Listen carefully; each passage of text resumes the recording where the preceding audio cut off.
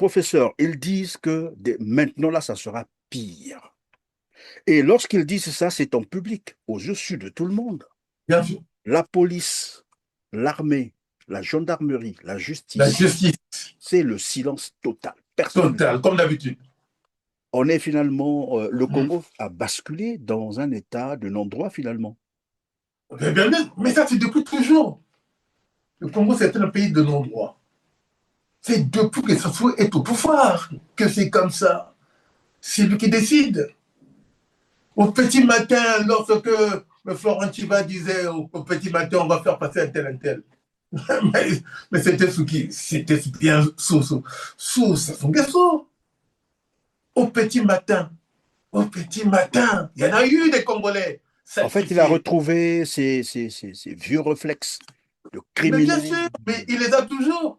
Il les a toujours. Il passe toujours par des intermédiaires. Jamais ce va se dire moi-même. Non, non, non, toujours par des intermédiaires.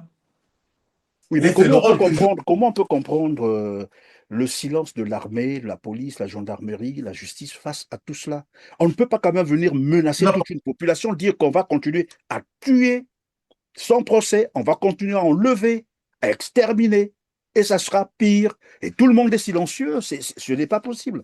Moi, je mais, n'en reviens pas, parce que même chez les mollahs, en Iran, ça ne se passe pas comme ça. mais tout simplement parce qu'il n'y a pas de police, il n'y a pas d'armée, c'est des milices. Sassou avait écarté, avait mis en retraite tous les cadres officiers militaires. Hein. Il a tous sorti de l'armée et il les a remplacés par ces cobras, miliciens, bébés noirs, Moukoluna, qui sont tous au Boala, au Boala. Mais c'est un cobra. Ils ont tous enrôlé dans l'armée et leur attribué le grade vraiment d'officier. C'est ce qu'il a fait. C'est ce qui fait qu'ils sont à son service. Ces cobras, ces Kuluna, entre guillemets, militaires ou policiers, sont au service de Sassou Nguesso.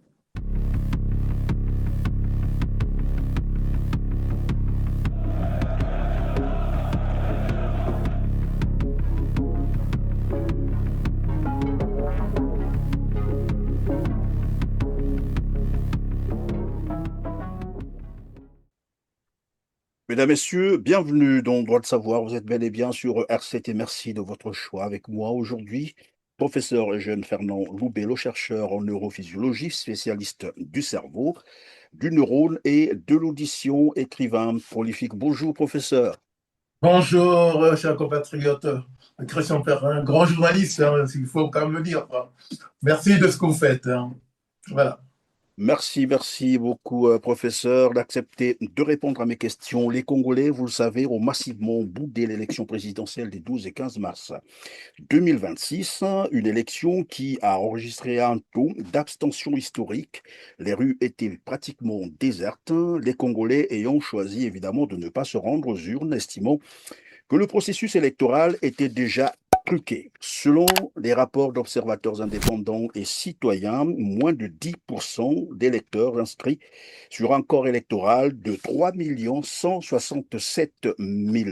Malgré ce contexte de très faible mobilisation, les résultats provisoires annoncent que Denis Sassou Nguesso aurait obtenu 94,82% des suffrages exprimés avec un taux de participation record déclaré de plus de 84%, des chiffres qui en réalité n'ont aucune base scientifique.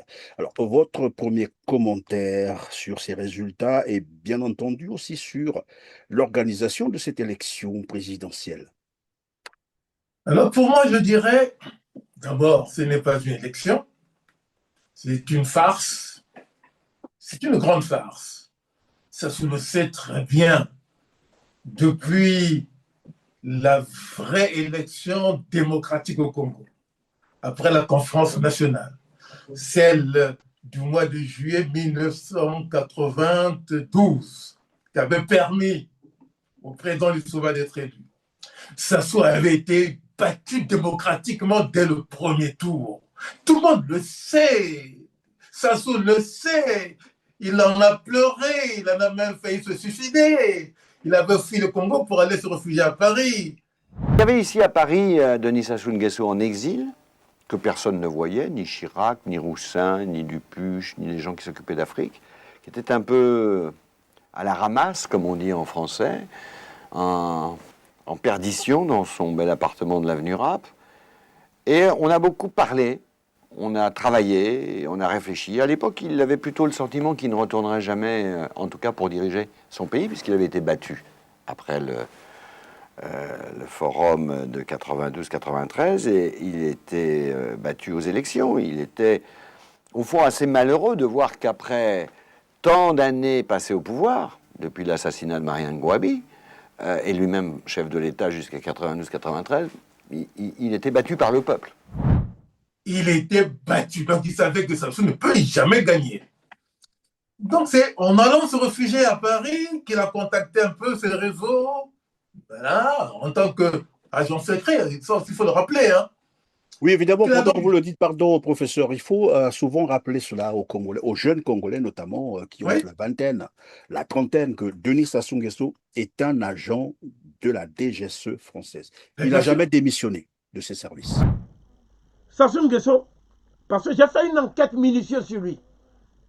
Sassou Nguesso a signé un document de la DGSE, la Direction Générale de la Sécurité Extérieure Française, comme quoi, en cas de conflit d'intérêts entre le Congo-Brazzaville indépendant et la France, lui, il défend les intérêts de la France. Sassou a signé ça le 12 octobre 1962. Quand il est allé faire son petit service militaire dans les années 60. Voilà. Il a été recruté là parce qu'il était tellement introverti, très timide vis-à-vis du blanc. C'est pas toi, c'est pas moi. Nous autres, là, on peut s'exprimer librement devant un blanc. On n'a pas de complexe. Mais il avait déjà, à cette époque-là, un complexe immense vis-à-vis du blanc. Donc, quand on l'a appelé pour lui dire est-ce que tu pourras jouer ce rôle-là, il ne pouvait que dire oui. Et depuis là, il est dans ce rôle-là au Congo-Brazzaville. C'est un agent secret. Les gens doivent le savoir. Nous le savons depuis toujours. Ce qui fait qu'après cette fête contre les Souba, il a quitté le Congo, il est venu en France, tisser tous ces réseaux-là pour pouvoir préparer un coup contre les Souba. Et c'est ce qu'il a fait quand il est revenu. Voilà, il a tissé tous ces réseaux pour leur dire on va le mettre hors du pouvoir. Et ça a été ça. Et le Souba a été imprudent. Il faut aussi le souligner, ça. Donc, Sassou, le savant, ne peut pas gagner une élection démocratique. Et quand il organise ses victoires, ses mascarades, il met des chiffres qui ne sont pas mathématiquement valables. Moi, je dirais que là, c'est du 100% en fait. Voilà, c'est du 100%. C'est ce que lui plaît, c'est du 100%. Et personne n'est allé voter, tout le monde le sait. Les Congolais dans leur misère, dans leur souffrance, dans tous leurs problèmes, ne peuvent pas se déranger pour aller voter pour Sassou Nguesso, puisqu'ils le savent. Maintenant, ceux qui sont allés, c'était pour avoir, comme on dit, les petits dons qu'il offrait, les casquettes, les pagnes, des faux billets, de 500, de 500 francs CFA, 1000 francs CFA. Ce sont des faux billets qui sont fabriqués chez lui là-bas. Chez lui, oui, oh. Nous, on le sait. Il y a une Oui, machine de fabriqué. fabrication. Là aussi, je voudrais insérer un petit détail que souvent les Congolais ignorent, c'est que Denis Sassou Nguesso est dans, comme qui dirait aussi, la fabrication de la fausse monnaie. Je peux l'affirmer parce que lors du procès du colonel Marcel Tsuru, tout le monde a suivi. Marcel Tsuru a témoigné que Denis Sassou Nguesso lui avait remis une machine de Voilà. fabrication de fausses billets pour soi-disant une enquête sur, je ne sais pas, il y avait l'argent qui circulait dans la ville, qui c'était la fausse monnaie. Et donc, pour mener ces enquêtes, il fallait remettre une machine comme ça qui fabrique de la fausse monnaie.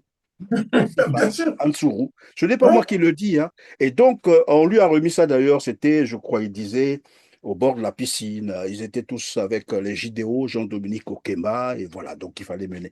Vous imaginez un chef d'État qui détient par devers lui des machines d'impression de la fausse monnaie.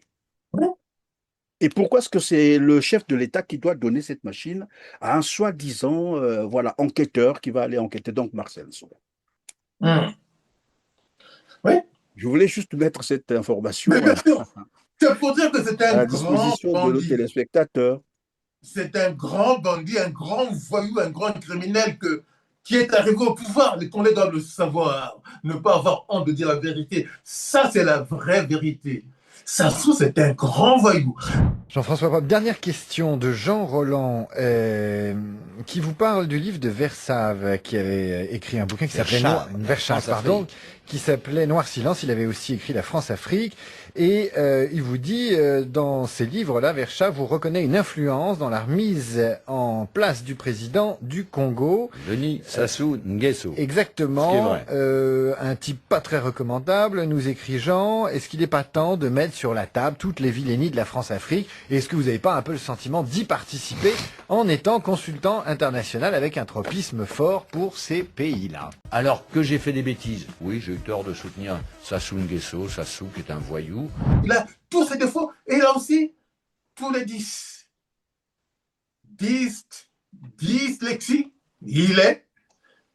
Dysphasie, il est. Il a tous ces défauts-là qui sont inscrits dans son cerveau.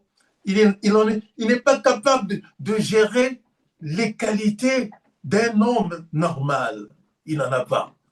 Et voilà pourquoi c'est un grand psychopathe qui est à la tête du pays, qui s'est mis à la tête du pays en ayant égorgé Marien Ngouabi. Mais il faut le rappeler. Il faut le rappeler. Et il va engrosser sa femme. Et il va vider son mausolée, le mausolée de Marien Ngouabi, où Marien Ngouabi a été placé au mausolée de Marien Ngouabi. Il a été vidé. La commémoration de la mort, entre guillemets, de Marion Ngouabi n'a plus jamais été célébrée. Pardon, professeur, vous avez rappelé à une information aussi importante. Est-ce que cela veut dire que il avait ces relations, bon voilà, tout le monde comprend de quoi je parle, Oui, avec bien sûr. Céline Ngouabi pendant que voilà, le commandant Marien Ngouabi était en fonction, Oui, président. toute la famille. Mais justement, Ngouabi le savait. Mais c'est quel courage Ngouabi ça? le savait, il voulait, entre guillemets, interpeller Sassou Nguesso. Et quand Sassou Nguesso l'a appris, il a donc accéléré le processus. Qu'il fallait prendre le dessus sur lui. C'est ce qui s'est passé. Parce que la bêtise de Mariam Ngouabi, c'est d'avoir donné à un cancre comme Sassou le titre de ministre de la Défense et ministre de la Sécurité d'État. Donc il gère tout. Donc il gérait tout ce que le pays a comme porte d'entrée, porte de sortie. C'est lui qui gérait tout. C'est lui.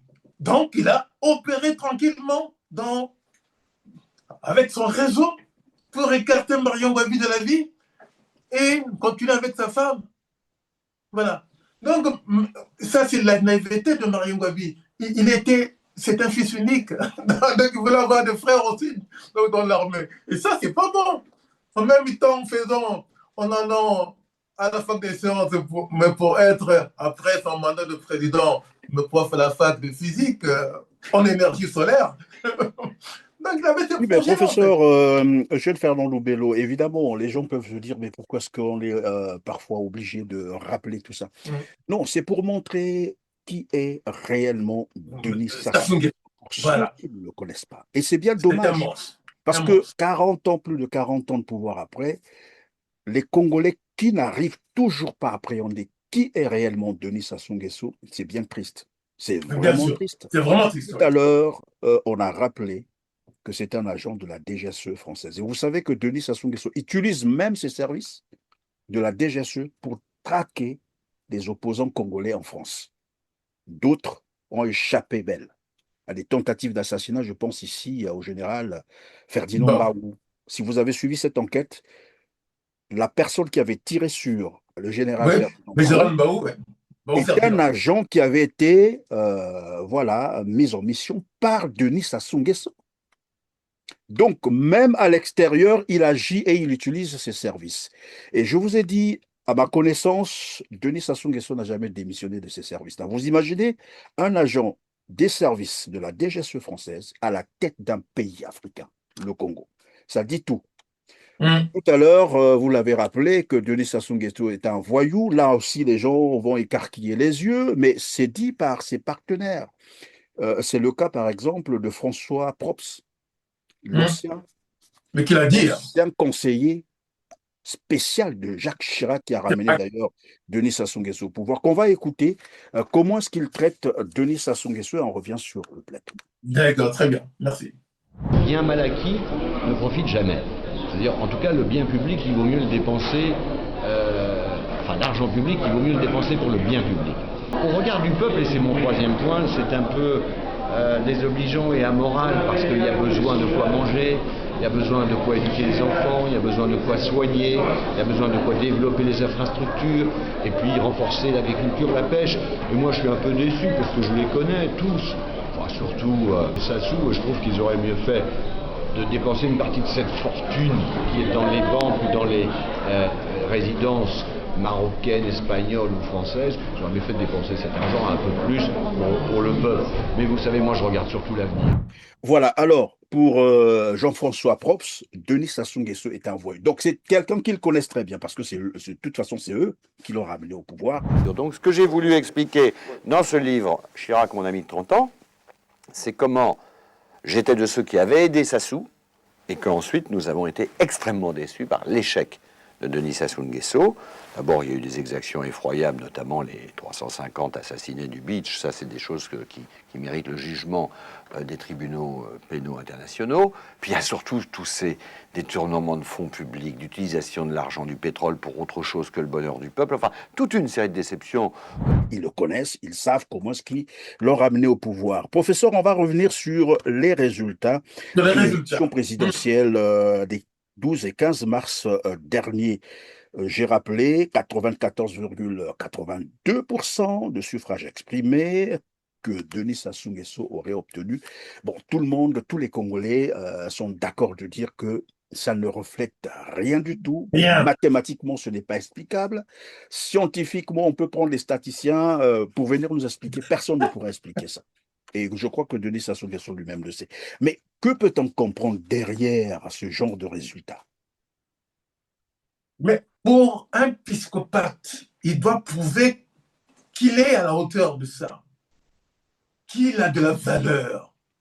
Donc pour lui, en se donnant mais ce chiffre-là, mais il en est bien conscient dans lui-même. Voilà ce qu'on m'a donné comme chiffre. Ça veut dire que je suis bien capable, mais lui, il sait qu'il n'est pas capable. Donc, ça dénote aussi du cynisme, hein, mais vraiment bien sûr. caractérisé. Voilà. C'est Mboulou. Mboulou a pour mission, écoute Mboulou. Voilà. Mais tu modifies là-bas. Ça s'est passé comme ça. Mboulou a mis un chiffre comme ça. Et moi, je dis que c'est vraiment du 100%. Et bien curieusement, pendant que vous le dites, professeur, ce qui est bizarre, c'est que la proclamation de ces résultats, Mboulou n'a pas lu les résultats bureau de vote par bureau de vote comme ça se fait. D'habitude, et selon la loi électorale, la loi sur... Voilà. Non. Il est passé outre pour venir donner les chiffres qu'il avait dans sa poche directement, voilà, de manière globale. Voilà, Sassou Nguesso aurait obtenu 2 507 000. Voilà. Donc, il n'y aura pas de contrôle, il n'y aura rien. Donc, tous les Congolais sont allés voter pour lui. Voilà. C'est arbitraire. Voilà pourquoi moi je dis, monsieur Sassou, hein, voilà, vous avez eu mes 100%. Moi, je vous donne vraiment 100%. Voilà, c'est tout. Alors, j'ai aussi, j'ai regardé, hein, et je commençais à réfléchir aussi sur ça, les taux affectés à ses adversaires. Hein, les autres candidats, ils étaient, je crois, 6 comme ça, lui-même c'est le 7e. Et lorsqu'on regarde, évidemment, ces résultats, personne n'a franchi la barre de 2%. Ben non. Qu'est-ce que ça veut dire concrètement? Mais ça veut dire ses adversaires pour dire... Mais bien sûr, malgré ce que vous pouvez être, malgré vos diplômes, personne ne peut me gagner, personne ne peut m'atteindre à la cheville, même pas la cheville, au pied. Personne ne peut m'atteindre. Comment ça peut s'appeler, psychologiquement parlant? C'est quoi ce personnage qui force un peu, voilà, je ne sais pas moi, sa supériorité pour dire que Mais il faut penser à son symbole d'éléphant. C'est quoi l'éléphant dans la forêt? Mais il écrase tout sur son passage. Voilà. Ça fait écraser tout le monde. Tout ce petit candidat-là, à qui il a dû peut-être me donner 25 millions pour pouvoir se présenter, après il a récupéré quand même son argent. Donc, ils ont tous écrasé, donc humilié. C'était pas à faire, ça. Il fallait pas qu'ils aillent. Il fallait le laisser seul. Et maintenant, ça commence, évidemment, maintenant, ça commence à faire semblant de contester les résultats, que l'élection n'était pas transparente, alors que ça, tout le monde le savait. Tout Congolais le savait. On le sait. Et tout le monde l'a dit. Ils ont insisté, ils sont allés parce que d'autres commençaient à parler du droit de vote, il faut respecter. Ils ont même parlé de la politique de la chaise vide qui ne payait pas. Et aujourd'hui, on peut leur poser la question. La politique de la chaise occupée a payé quoi concrètement? A payé quoi? Voilà la bonne question. On doit se poser cette question-là. Tout à fait. La politique de la chaise occupée, puisque la politique de la chaise vide ne paye pas. Et celle de la politique, disons, de la chaise occupée, qu'est-ce que ça donnait? Qu'est-ce que ça donne? Mais c'est même le résultat, quoi. Voilà. Voilà pourquoi il ne faut pas s'aventurer devant un fou. Il faut plutôt se mettre de côté et être très méfiant de ce qu'il peut faire. Qui t'apparaît le coup. C'est ça qu'il faut faire. Et ça se fout, c'est ce qu'il faut le faire. C'est un grand professeur, on va passer à notre volet, toujours dans le cadre évidemment de la logique de cette élection présidentielle avec les résultats. Bon, tout le monde sait aujourd'hui que Denis Sassou Nguesso vient encore d'usurper, voilà, comme qui dirait, il a truqué ses résultats. Il s'est attribué la part du lion, comme d'habitude, les scores soviétiques. Mais il y a un indicateur qui interroge aujourd'hui, c'est la légitimité de cette élection. Tout le monde est conscient que c'est une élection illégitime. Bien sûr. Voilà, c'est le moins qu'on peut retenir. Et puis, très curieusement, professeur, c'est que depuis qu'on a annoncé ces résultats, je ne sais pas si les représentations diplomatiques ont déjà adressé leur lettre de félicitations. Moi, j'attendais même les félicitations de l'Élysée, mais apparemment, jusque-là, ça se fait encore attendre. Tout le monde a compris que vraiment, c'était une mascarade. Et c'est tout à fait. Peut-être que ça va suivre, on ne sait jamais. Mais moi, il y a un élément qui m'a interpellé. C'est un peu la sortie, j'allais dire, hasardeuse de la DGSP. La Direction générale de la sécurité présidentielle, cette milice de Denis Sassou Nguesso qui est en train de tuer sans procès. Et aujourd'hui, on nous parle déjà de plus de 500 Congolais, 500 jeunes Congolais exécutés arbitrairement, extrajudiciairement, donc sans procès. Et bien curieusement, ils ont fait encore une sortie. C'était, je ne sais pas s'il faut appeler ça, une conférence de presse, au cours de laquelle la DGSP est venue menacer encore les responsables politiques et les Congolais, leur disant que cette fois-ci, ça sera pire. On va continuer, ça sera pire. Et c'est le pire là que moi, je n'arrive pas à comprendre. Donc, on a tué, on est en train d'enlever, parce que tous les jours, nous avons des coups de fil qui viennent de Brazzaville, des parents qui nous disent que nos enfants disparaissent, et on ne nous dit même pas, lorsqu'on vient les chercher, qu'est-ce qu'on leur reproche, personne ne sait. Et ils disent que ça va s'intensifier, ça sera pire. C'est ce qu'ils ont annoncé dans leur conférence de presse, que je vous propose d'abord de suivre un extrait, on revient sur le plateau. Je tiens à vous informer, tous les présidents des parkings, que la DGSP va sortir. La DGSP va sortir. Cette fois-ci, ça sera, ils ont dit cette fois-ci, ça sera chaud. Plus que ce qu'ils ont eu à faire. Et donc, vous, les présidents des parkings, vous devez communiquer à vos gars qui sont dans les parkings, leur dire que la récréation a pris fin. La récréation, là, a pris fin. La DGSP avait sonné la première récréation. Il a sonné la deuxième récréation. Là, on va vers la fin des cours. Ils nous ont demandé de vous dire ceci. Et nous étions là-bas seuls, il n'y a pas eu d'autres syndicats là. on nous a demandé de vous dire ceci. Et ils vont sortir. La DGSP va sortir. On ne connaît ni le jour, ni la date. C'est comme Rabbi. Ni l'heure.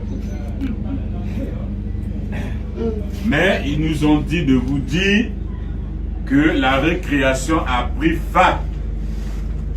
Ils vont sortir, faire le pire de ce qu'ils ont eu à faire. Voilà, alors, professeur, ils disent que maintenant, là, ça sera pire. Et lorsqu'ils disent ça, c'est en public, aux yeux de tout le monde. Bien sûr. La police, l'armée, la gendarmerie, la justice, c'est le silence total. Personne. Total, comme d'habitude. On est finalement, le Congo a basculé dans un état de non-droit finalement. Mais ça, c'est depuis toujours. Le Congo, c'est un pays de non-droit. C'est depuis que Sassou est au pouvoir que c'est comme ça. C'est lui qui décide. Au petit matin, lorsque le Florent Chiba disait au petit matin, on va faire passer un tel. mais c'était sous qui? C'était bien sous Sassou Nguesso. Au petit matin, il y en a eu des Congolais. En fait, il a retrouvé ses vieux réflexes de criminel. Mais bien sûr, mais il les a toujours. Il passe toujours par des intermédiaires. Jamais Sassou va se dire moi-même. Non, toujours par des intermédiaires. Oui, mais comment on peut comprendre le silence de l'armée, de la police, la gendarmerie, la justice face à tout cela? On ne peut pas quand même venir menacer toute une population, dire qu'on va continuer à tuer sans procès, on va continuer à enlever, à exterminer, et ça sera pire. Et tout le monde est silencieux, ce n'est pas possible. Moi, je n'en reviens pas, parce que même chez les mollahs, en Iran, ça ne se passe pas comme ça. Mais tout simplement parce qu'il n'y a pas de police. Il n'y a pas d'armée, c'est des milices. Sassou avait mis en retraite tous les cadres officiers militaires. Hein? Il a tous sorti de l'armée et il les a remplacés par ces cobras, miliciens, bébés noirs, Moukuluna, qui sont tous au Boala. Mais c'est un cobra. Ils ont tous enrôlé dans l'armée et leur attribué le grade vraiment d'officier. C'est ce qu'il a fait. C'est qu'il fait qu'ils sont à son service. Ces cobras, ces Kuluna, entre guillemets, militaires ou policiers, sont au service de Sassou Nguesso. Voilà pourquoi, quand ils parlent comme ça, il leur rappelle la justice. Oui, mais professeur, encore qu'on arrête ces Kuluna, qu'on les déferle devant la justice pour établir leur culpabilité, ça va se comprendre. Mais or, maintenant là, je vous dis, jamais un jour ne passe où je n'ai reçu les coups de fil de plus de 10 parents qui se plaignent qu'on est venu enlever leurs enfants. Voilà. Et ces parents vous démontrent que, mais attendez, mais moi je connais mon enfant. Il n'a jamais été dans ces pratiques. Voilà. Dernièrement, c'est un jeune lycéen qu'on est venu enlever. C'est hier seulement qu'on m'a expliqué ça. Qu'on a enlevé comme ça, d'Olizy, porté disparu. Là, on ne sait pas, depuis 3 mois. Et quand les parents demandent à la DGSP, mais qu'est-ce qui se passe? Non, on les a enlevés et puis on les écoute. Lorsqu'on se rendra compte qu'ils ne sont pas concernés, on va les libérer. Voilà comment ça se passe maintenant. Ils ne sont jamais libérés. Et beaucoup de jeunes sont en train de disparaître. Et on nous a même informé qu'il y a des prisons de fortune à Mpila. À Mpila, à côté, vous avez le fleuve. Et donc, ces jeunes qui disparaissent, certains parents se disent, mais est-ce qu'on n'a pas jeté nos parents nos enfants dans le fleuve? Ça vous rappelle ce qui s'est passé au beach, les massacres au beach. Oui. En fait, Sassou Nguesso revient encore toujours sur ces actes-là. Et ma question, pourquoi ce monsieur n'aime pas la loi, en fait? La vérité, c'est ça. Sassou Nguesso n'aime pas la loi. Sassou Nguesso ne peut pas vivre dans une république, vous l'avez rappelé tout à l'heure. Dès lors qu'il y a eu ce passage, c'est-à-dire du Congo vers un processus démocratique, après les élections, qu'est-ce qu'il a fait? Il s'est enfoui en France. Parce qu'il ne pouvait pas vivre dans une république en tant que tel. Oui, c'est ça. Et on a un monsieur comme ça à la tête d'un pays. Voilà. Il n'aime pas la loi, il n'aime pas la justice, il n'aime que le désordre. mais qu'il a sur lui. C'est lui qui est toujours l'acteur principal. C'est lui, par ses bras armés, qui sème la terreur. Qui sème la terreur. Voilà. Donc, les Congolais doivent le savoir que nous avons au palais un monstre, un véritable monstre. Il va falloir peut-être un jour l'écarter. Mais comme les vrais officiers ne sont plus dans l'armée, ne sont pas dans la police, les vrais juges... J'entends parler souvent, et ils s'en vantent d'ailleurs, les AET. Bon, je n'ai rien contre les AET. Hein. De moi-même, je suis fils d'un militaire. Je peux vous le dire comme ça. Donc, je n'ai rien contre, voilà, les militaires ou, voilà. Mais quand j'entends les gens dire, je suis un AET, moi, je veux bien, je vous le concède, mais un AET, on a enfermé le général Jean-Marie Michel Mokoko. Aujourd'hui, ça fait presque 10 ans. Ça fait 10 ans, oui. Prison, donc privé de sa liberté. C'est pareil pour, comment on l'appelle, au commissariat. Mais s'il y avait vraiment des AET au Congo, ils auraient procédé quand même aller le libérer, pourquoi pas, de force. Comme on l'a fait d'ailleurs pour Mariam Gwabi, non? Vous vous souvenez? Oui, tout à fait, oui. Mariam Gwabi était sorti de sa prison par ses amis militaires.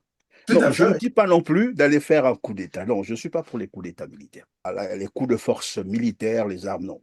Mais je sais que les militaires sont capables, après avoir constaté que finalement nous avons notre, comment vous les appelez, un collègue d'armes, un ami d'armes qui est enfermé injustement, soit on demande à négocier avec le pouvoir en place pour dire, écoutez, il n'a rien fait, libérez-le. C'est quand même un ancien chef d'état-major, général de l'armée. Donc, qui a eu à construire un réseau dans l'armée. Mais où est passé ce réseau, finalement, qui ne peut pas demander sa libération? Après, on nous parle des AET. Bon, je vous le concède. Hein. Oui, non, mais... Parce que, on dit, la peur a totalement anesthésié tous ces gens-là, voilà, qui étaient de vrais officiers, mais qui, en fait, rasent le mur, quoi. Voilà. Donc, aujourd'hui, Jean-Marie Michel Mokoko est en train de croupir vraiment en prison. Ça fait 10 ans. On a pris Marcel Tourou comme ça, il est mort comme ça, voilà. Ils ont regardé. On prend le général Jean-Marie Michel Mokoko, on le fout en prison, 10 ans, personne ne parle. L'armée ne dit pas de se soulever, l'armée devrait négocier. Ça sortit pour dire, c'est quand même un Saint-Syrien que vous avez arrêté. Injustement en plus, et tout le monde le sait. Et même Yombi, quand il était en résidence surveillée pendant 10 ans, il n'a jamais été libéré. C'est là toute l'illusion de ceux qui pensent que Sassou peut libérer comme ça, volontairement, le général Jean-Marie Michel Mokoko. Il ne faut pas se tromper. Vous le savez très bien que le général Joachim Yombi Opango est sorti de la prison à la faveur de la conférence nationale. Sinon, il allait pourrir là. Donc, il avait déjà passé, je crois, 11 ans. 11 ans. Et s'il n'y avait pas, n'eût été donc la conférence nationale, il serait encore dedans. Le général Joachim Yombi Opango allait finir sa vie en prison. Et c'est ce à quoi nous sommes en train d'assister aujourd'hui avec le général Jean-Marie Michel Mokoko, et dans le même temps, on nous parle des forces armées congolaises. Qui regardent? Non, il n'y en a pas, il n'y en a plus. Il n'y en a plus. Il n'y en a plus depuis mars 77. Il n'y en a plus du tout. Depuis l'assassinat de Mariam Gwabi, il n'y a plus d'armes. Bon, mais moi j'ai confiance, je sais qu'ils sont quelque part, bien qu'ils ne parlent pas, mais certainement qu'ils attendent une occasion propice pour agir. Mais bon, je crois que c'est ce qu'il faut faire. Parce que lorsque le gouvernement, et là je rappelle l'article 35 de la Déclaration des droits de l'homme et du citoyen de 1793, quand le gouvernement viole les droits du peuple, l'insurrection est pour le peuple et pour chaque portion du peuple le plus sacré des droits et le plus légitime des devoirs. Quand le gouvernement viole les droits, et c'est le cas du peuple, l'insurrection est pour le peuple et pour chaque portion du peuple le plus légitime des droits et le plus indispensable des devoirs. Quand j'ai dit ça, ça ne sort pas de moi, c'est la déclaration des droits bien sûr. Du citoyen. Et le Congo a ratifié les textes internationaux, pour vous le rappeler comme ça. Et donc, on est en train d'assister au Congo à un gouvernement j'allais dire, Ils violent toutes les lois. Dès lors qu'on a donné l'ordre de tuer les jeunes, quel que soit ce qu'on leur reproche, de les tuer, les abattre sans procès, c'est un ordre illégal, et même ceux qui exécutent cet ordre seront rattrapés à un moment donné. Mais bien sûr, vous doivent être condamnés. Et ceux qui sont venus faire la déclaration de tout à l'heure, là, qu'on a suivi, viennent dire, ben non, ça va s'intensifier, ça sera pire qu'avant, c'est des criminels. Ceux-là également, les Congolais sont en train de les regarder. Il faut retenir leur visage. Parce que demain, après, ça fera comme Sakombi qui disait, non, non, non, vous savez, en ce temps-là, on ne pouvait pas parler parce que si on était, on Il faut prendre des eux photos. aussi, c'est pareil. Voilà. Demain, ils vont dire, non, c'est pas nous, parce qu'on nous envoyait, on ne pouvait rien, on avait peur. Il faut retenir leur visage. Bien Ils ne sûr. peuvent pas venir narguer toute une C'est population. important, ça. C'est important. Il faut les prendre en photo. Voilà. Dire aux Congolais, maintenant, on va passer à la vitesse supérieure pour vous massacrer. Et ça passe comme ça à la télé. Ça passe en public. C'est incroyable. Hein. Quel pays alors? Quel pays nous avons, hein? C'est terrible ça. Mais il faut quand même garder l'espoir avec tout ce que les Congolais vivent. Oui, mais espoir, professeur. Entre-temps, les gens sont en train de mourir, de crever. Mais bien sûr, massivement, oui. Ça, on le sait. Que faut-il faire? Parce que ça aussi, c'est une question qui revient, elle est récurrente. Que faut-il faire finalement? Moi, je dis, tant qu'on ne peut pas faire peur à celui qui vous fait peur vous-même, oui, vous allez tous souffrir. Il faut trouver le moyen aussi de faire peur à l'autre. Si quelqu'un veut t'agresser, si tu n'as pas la force, mais tu fais quoi? Mais tu cherches un bâton, un caillou, quelque chose, pour pouvoir te défendre au moins. La défense, c'est l'élément que l'être humain ou un mammifère a, c'est pouvoir se défendre. Mais au Congo, on a l'impression que les Congolais ne se défendent plus du tout. Tous les massacres qu'ils subissent, ils encaissent jusqu'à la mort. C'est pas normal, ça. Donc, il faut faire peur à ces gens-là pour qu'ils ne dorment pas la nuit. Mais le meilleur moyen, le meilleur moment, moi, je dirais, pour pouvoir faire peur, mais ce n'est que la nuit. Tout dans la ville, tout le Congo n'est pas éclairé. Vous préparez vos éléments d'attaque. Vous allez s'aimer la terreur là où ils vivent, dans leur maison, dans chaque quartier. C'est ça qu'il faut faire. S'aimer la terreur. Quand Mandela Professeur Eugène Fernand Loubello, est-ce qu'on peut aussi comprendre derrière cette sortie, j'allais dire, mais vraiment dangereuse, il faut le dire comme ça, de la DGSP qui vient menacer les Congolais, en plein jour en plus? Est-ce qu'on peut penser que derrière, c'est pour continuer à intimider la population? Mais pour quelle raison, en fait? Que redoute le régime de PCT? Puisque maintenant, là, bon, ils ont triché, tout le monde le sait qu'ils ont triché. Tout le monde le sait. Parce que c'est taillé la part du lion, je l'ai dit tout à l'heure, 94%, déjà ça ne s'explique pas. Bon, ok, on suppose qu'ils seront là encore pendant 5 ans, si les Congolais le leur concèdent, bien entendu. Parce que la vraie bataille va commencer maintenant là. Mais que redoutent-ils encore pour venir menacer les Congolais en plein jour? Mais parce qu'il faut toujours les maintenir dans la peur. Il faut maintenir les Congolais dans la peur. Pour qu'ils n'en soient pas capables. C'est ça le problème. Voilà pourquoi je dis, il faut préparer aussi la contre-attaque. Il faut pouvoir préparer le moyen pour pouvoir leur faire peur. Jusque-là, c'est eux qui font peur donc, aux Congolais, qui massacrent les Congolais. Mais vous, qu'est-ce qu'il faut faire pour pouvoir donc leur faire peur aussi, eux? C'est trouver des moyens, mais le moyen vraiment existe. Le moyen existe de faire peur. Ne pas faire peur à ces gens-là, c'est vous qui allez périr. Oui, mais c'est peut-être l'armée qui devrait prendre aussi ses responsabilités. C'est bien le du coup d'État. Il faut que je sois clair avec les gens. Parce que dès lors qu'on parle, et c'est ce que j'ai constaté, dès qu'on parle de l'armée, tout le monde commence à dire oui, coup d'État. Non, je n'ai pas parlé de coup d'État. Et l'armée a aussi pour mission de remettre l'ordre dans une nation. De défendre le peuple. Aujourd'hui, on constate bien que l'État a disparu au Congo. Les institutions ont été infectées. Denis Sassou Nguesso a tout détruit. L'école, la santé, tout est détruit. L'État ne fonctionne plus. Nous, vous l'avons déjà dit, Et ça ne sort pas de moi. Denis Sassou Nguesso est un criminel qui doit répondre devant la justice congolaise. Bien sûr. Vous le savez qu'il y Devant la a justice un d'un acte jour. 284 que j'aime à rappeler, l'acte 284 de la conférence nationale, souveraine. Je dis bien souveraine, donc au-dessus de tous les Congolais, de toutes les institutions, qui rend Denis Sassou Nguesso responsable de plus de 3000 assassinats politiques. Je ne parle pas de 300 assassinats. 3000 assassinats politiques. C'est la conférence nationale. Et certainement que c'est la raison qui est faite que Denis Sassou Nguesso revienne par les armes pour échapper à la justice. Mais bien sûr. Mais oui. Mais il en a bien échappé, mais ce monstre-là. Voilà pourquoi j'ai toujours dit que Monseigneur Kombo avait joué un peu trop le rôle de prélat, quoi.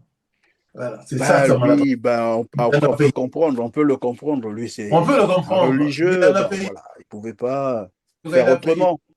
Il a payé ça vraiment lui-même. Il a vraiment regretté parce que quand on se souvient de son oraison funèbre pendant les obsèques de Monseigneur Batantou, il s'est adressé devant le prélat africain, mais qui était là. Était là, mais il s'est mis en colère. C'est là où Sassou avait décidé de pouvoir l'éliminer. Et c'est ce qui s'est passé d'ailleurs. Voilà, il a été empoisonné. Tout le monde le sait. Oui, mais évidemment, il faut peut-être demander aux Congolais de prendre leurs responsabilités parce que finalement, ils ont beaucoup de raisons pour le faire. Hein. Je n'ai pas parlé ici des massacres du Beach que vous connaissez. Denis Sassou Nguesso est poursuivi pour crimes contre l'humanité sur ce dossier, ça aussi. Il a commis un génocide, la vérité c'est ça. Dont le Poul lui-même a reconnu ça, il a revendiqué ça, c'était en septembre dernier. Et là, je vous rappelais l'acte 284 de la conférence nationale, plus de 3000 assassinats politiques. Oui, bien sûr. Denis Sassou Nguesso doit répondre devant la justice. Et ça, il a échappé à ça. Et les Congolais ont toutes les raisons pour demander des comptes à Denis Sassou Nguesso. Roger Massema l'avait bien dit, l'avait bien mentionné, mais publiquement, devant les conférenciers. Qu'est-ce qui a appliqué ça? Il n'y a personne.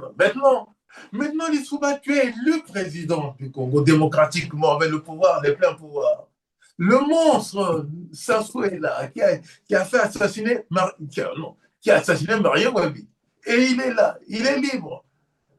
Mario Ngouabi assassiné en plein 14 heures, voilà, de la journée. Voilà, on a égorgé un président en plein exercice, on a égorgé. Tout à fait. Et on a tué aussi, ça il faut le rappeler, puisque nous sommes au mois de mars, ça c'est le mois. Oui, mois de mars. Mais je ne veux pas dire de malédiction, mais c'est un mois vraiment difficile pour les Congolais. On a assassiné un ancien président de la République, Alphonse Massamba Deba, dont le corps n'a jamais été rendu à la famille. On a assassiné un cardinal, le seul qu'on avait, le cardinal Émile Biaïnda. On a assassiné et beaucoup d'autres citoyens militaires, politiques. Qui sont passés au petit matin. Nombre.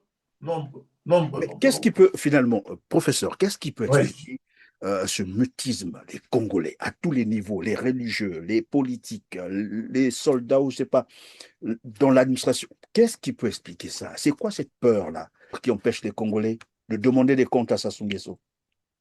La peur, elle est dominante. Il n'y a pas des gens capables de se placer devant pour dire que suivez-moi derrière, je vais l'affronter. Comme il n'y en a pas jusque-là, en tout cas, il n'y en a pas encore. Peut-être qu'il y en aura un jour, mais il n'y en a pas. Ce qui fait que Sassou écrase tout le monde. Il écrase tout le monde.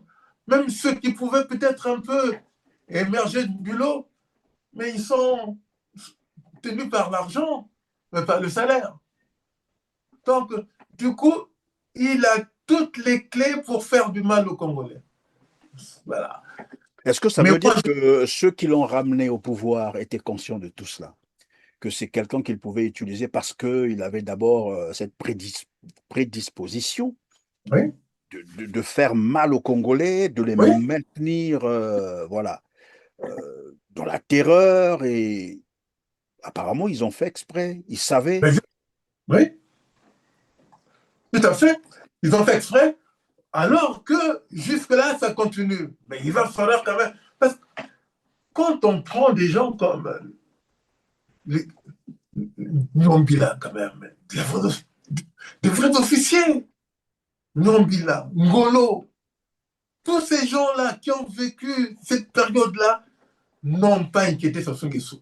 C'est quand même étonnant. Sassou qui n'a pas un parcours de militaire de carrière, il ne faut pas l'oublier non plus. Mais c'est en général, non? Voilà. Il s'est donné lui-même le grade de général devant tout le monde. C'est fou. Alors, le laisser comme ça continuer, c'est vraiment un vrai désastre. J'espère qu'il y aura quelqu'un qui va quand même un jour se dire, ça suffit quoi. Mais qui? Nous croisons les pas quand même. Oui, mais qui? C'est la population. La population doit, voilà, la population congolaise, bien sûr. C'est à cette... Oui, c'est aux Congolais de prendre leurs responsabilités en main. Tout à fait d'accord. Mais là, on ne peut plus continuer comme ça. Je disais d'ailleurs à quelqu'un sur ce même plateau, l'élection en tant que telle de mars 2026, c'est un non-événement, ça n'a rien à voir. Les Congolais doivent, je crois, penser à la résistance. C'est le cas, parce que l'autodétermination d'un peuple, prise en otage par un petit gang, voilà, dirigé, un petit gang qui est à Brazzaville, qui a pris le pays en otage, qui a finalement spolié les Congolais de leur richesse aussi. Ça aussi, c'est vérifiable et c'est démontrable. Et donc, on ne s'arrête pas là. On a spolié les Congolais de leurs ressources économiques. Et ça continue. Maintenant, on commence à les tuer. Oui. Parce qu'ils deviennent gênants, on ne peut pas continuer à recruter, comme il a dit lui-même au cours, je crois, d'un discours lors de ses campagnes. Il n'y a plus de boulot pour vous les jeunes. Mais débrouillez-vous, on pourra vous aider. Comme il n'y a plus de boulot, il n'y a plus rien, j'ai tout pillé. Maintenant, il faut qu'ils se mettent à les éliminer. Et donc, il y a des voyous comme ça qui sortent à la télé pour venir dire désormais, ça sera pire. C'est pour dire qu'il faut que le peuple se réveille. Les moyens de faire peur à tous ces gens-là dans leur quartier, il faut le faire. Moi, j'ai toujours dit, ne même pas s'attaquer à un chien d'un homme du pouvoir, c'est une honte. Et c'est ça qui a toujours manqué depuis maintenant bientôt 50 ans. Cette peur qui a manqué. Faire peur à ceux qui sont au pouvoir. Dans les grands pays où il y a vraiment les gens qui peuvent s'engager, c'est ce qu'ils font. S'engager. Ben voilà, donc on va peut-être, voilà, on est presque à la fin de cette émission, professeur Eugène Fernand Loubello. Je vais simplement rappeler certains articles, quelques articles de la Constitution congolaise. Il faut encore peut-être, puisque c'est la Constitution en vigueur, c'est l'article 205. Et là, je vais m'adresser à ces voyous, il faut les appeler comme ça. C'est des voyous. Ils vont venir menacer les Congolais de mort. Des grands voyous, oui. Voilà. Et puis, aux yeux de tout le monde, et si la justice ne peut pas vous rattraper, la police, la gendarmerie ne peuvent pas vous rattraper, eh bien, nous, on vous dira ce qu'on pense. Vous êtes des voyous. Des grands voyous. Bien sûr, des grands voyous. On ne peut pas venir comme ça devant les caméras pour dire que ça sera pire désormais. Donc, vous allez commencer à massacrer les Congolais parce que vous avez des armes. Ben, tant pis pour la loi, tant pis pour la justice, tant pis pour voilà, les services de l'ordre. Nous, on est là, on commence à vous éliminer, à vous massacrer. Et les Congolais vous écoutent. Donc, voilà pourquoi je rappelle l'article 205 de la Constitution congolaise. La force publique est apolitique. Elle est soumise aux lois et règlements de la République. Elle est instituée dans l'intérêt général. Nul ne doit l'utiliser à des fins personnelles. La force publique est subordonnée à l'autorité civile. Elle n'agit que dans le cadre des lois et règlements. Que dans le cadre des lois et règlements. Des lois et de règlements. Ce qu'ils sont en train de faire là, c'est hors la loi, en violation de la loi. Violation flagrante de la loi. Et ils viennent s'afficher en public pour menacer les Congolais, dire désormais ça sera pire. Oui, faites pire, ça sera filmé. Vos visages seront filmés. Et après, à un moment donné, viendra, on vous allez répondre. De toute façon, on a beau se moquer de la justice aujourd'hui, mais ceux qui sont passés... Il y aura un temps. Ils le savent. Ils sont envoyés par le général Oboa, le boucher de Brazzaville. La DGSP a dit. Donc, désormais, la DGSP va commencer à contrôler les casques de moto, les permis. Vous n'avez pas de permis, vous n'avez pas de casque, on vous tue. Vous trouvez ça normal? C'est vous trouvez ça normal? Dans Ben quel oui. pays nous sommes maintenant?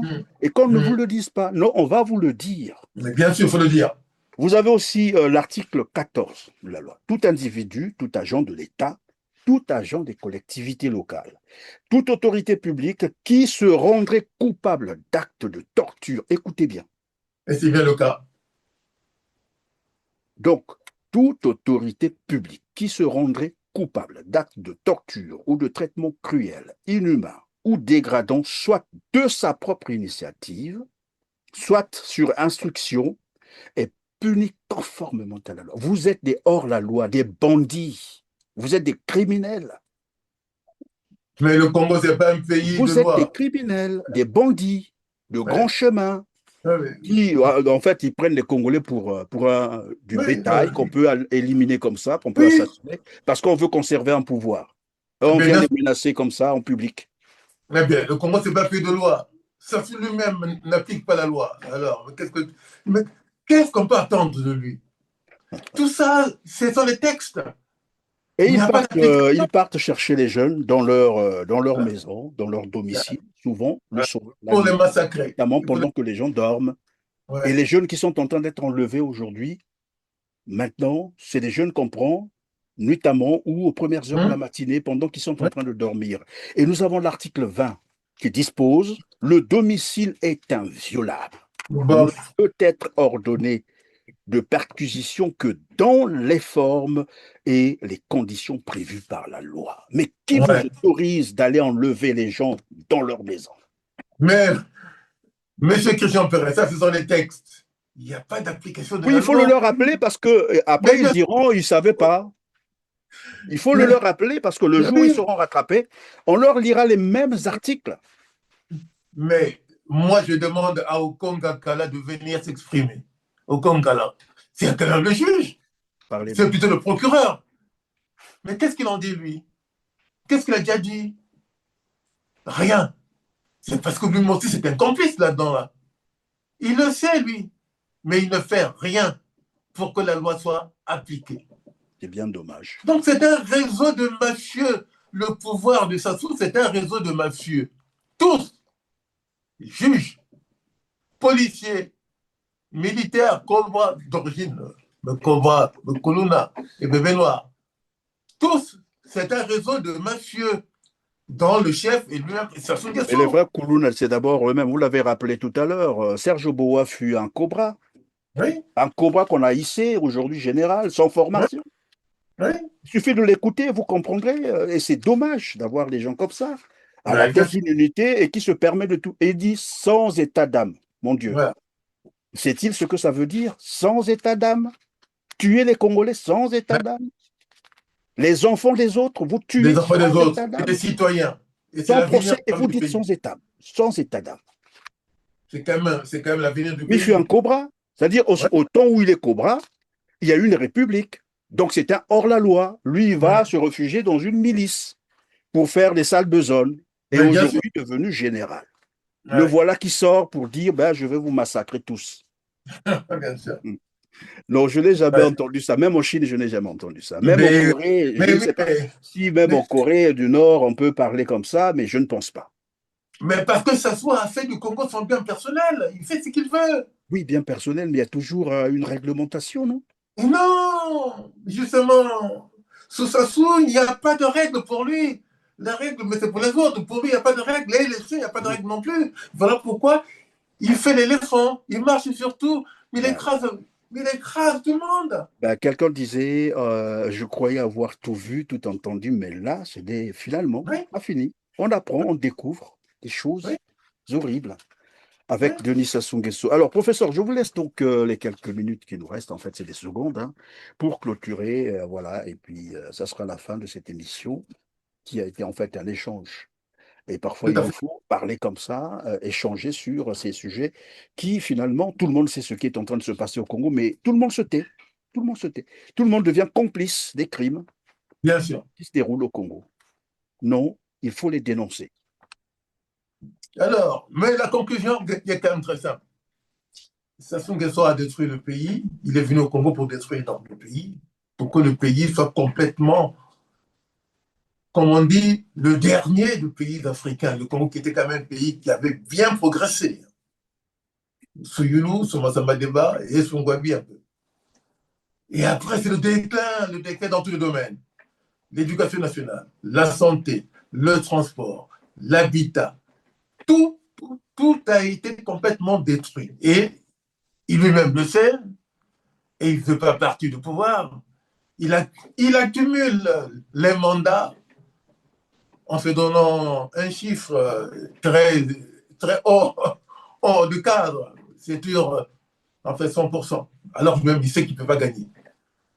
Alors, peuple congolais, il faut quand même être conscient de ça pour pouvoir essayer de vous rebeller, trouver les moyens de faire peur à ces gens qui vous écrasent. Il faut trouver les moyens. Le moment le plus propice pour faire peur, c'est la nuit. Ce n'est pas le jour, c'est la nuit. Tout Brazzaville n'est pas éclairé. Les objets qu'on peut leur balancer, casser leurs vitres, casser leurs voitures, ce sont les moyens qui sont pratiqués. Mandela fait faire ça en Afrique du Sud. C'est ça qu'il faut faire. La révolte commence toujours par ces moyens-là. Malheureusement, au Congo, il y a eu une peur. Une peur qui a fait que tout le monde se terre, ne fait plus rien. Mais il faut retrouver un peu de force. Ceux qui ont la force doivent s'en servir pour semer la terreur. Il n'y a que par la terreur que ces gens-là vont comprendre que le peuple commence à se réveiller. Mais tant qu'il n'y aura pas ce sentiment-là de courage pour pouvoir les atteindre, semer le doute en eux, ils vont continuer à vous écraser. Et là, ça sera vraiment un chaos pour le Congo, qui vit déjà un chaos depuis très longtemps, depuis le 17 mars, depuis le 18 mars 1977. Hein. Jusqu'à maintenant, on ne compte pas les 5 ans de mandat de Lissouba. Dans la période de Sassou est la plus longue du Congo. C'est la plus longue. Et le désastre est le plus profond. C'est avec Sassou Nguesso. Voilà. Donc, les Congolais, il faut en prendre conscience de vous manifester et de réaliser des coups. Vous avez le droit de vous rébeller, c'est la loi. Celui qui me fait mal, et je subis depuis des années, je dois aussi, si j'ai la force aussi, me rebeller. C'est une loi naturelle. C'est une loi naturelle, la défense. Faire peur à celui qui te fait peur, pour qu'il ne revienne plus. C'est ça ce que je vous conseille. Voilà. Cher peuple, merci beaucoup, professeur Eugène Fernand Loubello. Je vais simplement rappeler à nos téléspectateurs, à nos jeunes, il faut combattre la dictature tant que vous avez encore la force.